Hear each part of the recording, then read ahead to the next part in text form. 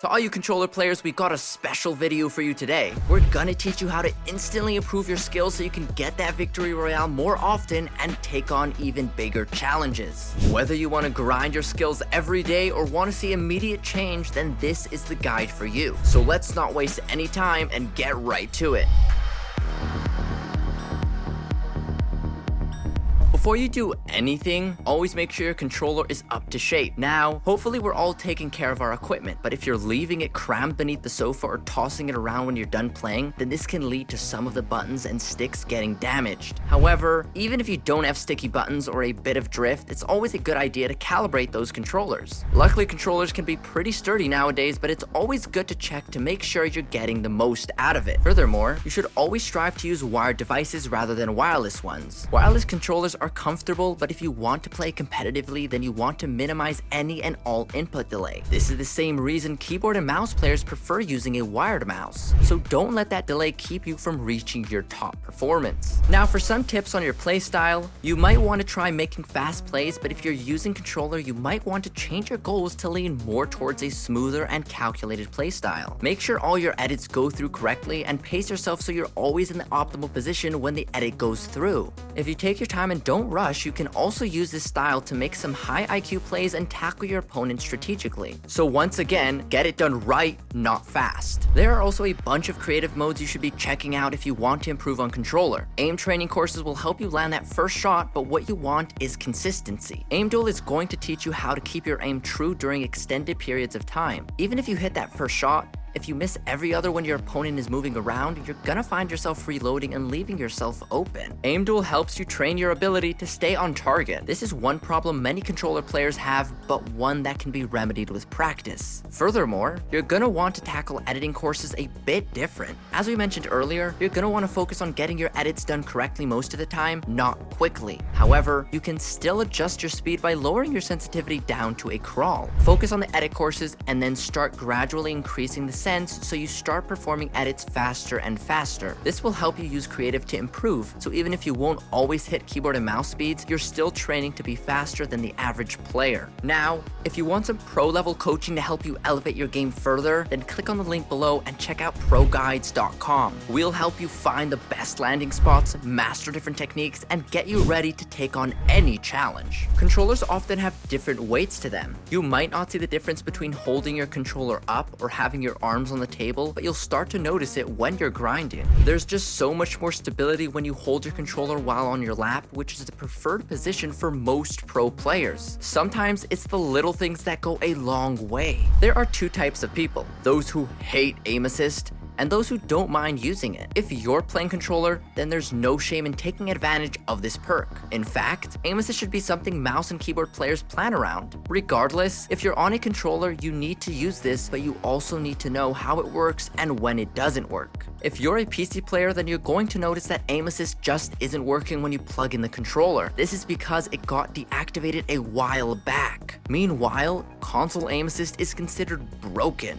but it does keep things balanced. Do you want higher frames per second or aim assist? While most players might want the better frames, sometimes it's just not feasible for some because console is the only thing they have access to. Not everybody can drop all that money on a good PC. Aim assist will move your crosshairs closer to your target when you first aim down, and one thing you need to use this for is to tag your opponent and crack their shields quickly. With aim assist, this allows the shot to land where it will deal the most damage, giving you an instant advantage. Make a habit of doing this between shots. Now for the question of the day. You ready for this? Let's go. What kind of controller do you use and why? Leave your answers in the comment section below. When it comes to playing controller, one thing you need to improve is your speeds. No, I'm not talking about editing speeds this time. We mean how fast can you switch between building, items, and healing. Organizing your inventory is the first step towards having your items within reach. If you set them right, then you won't have to open up your menu and do things one by one. This can be a lot harder on controllers since you can't just open up your menu quickly and swap things around with the same precision unless you're a pro. So having your items occupy dedicated slots is preferable and much simpler than constantly reorganizing it. However, you may ask, ask, what exactly is the best slot for each item? Using the slot 1 to 5 system, you can try an AR, shotgun, SMG or sniper, utility or heal, and healing. This is a pretty standard system that allows you to switch between an AR and shotgun quickly. However, there is another system that can really help you out. For this one,